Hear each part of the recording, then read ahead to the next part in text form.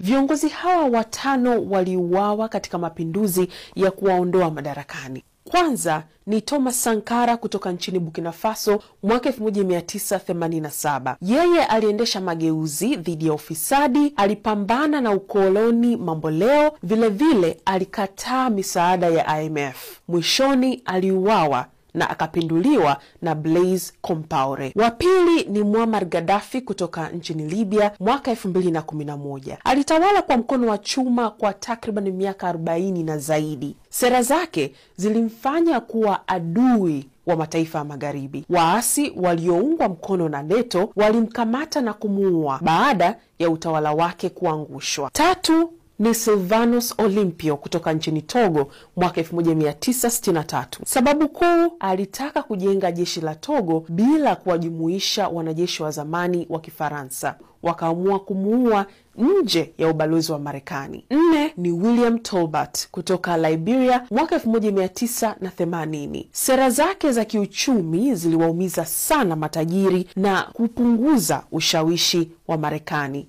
Namba 5 ni Samuel Doe pia kutoka Liberia mwaka 1990. Utawala wake ulikuwa ni wa kikabila. Alipoteza ushawishi na maadui zake walimkamata, wakamtesa na wakamuua kikatili.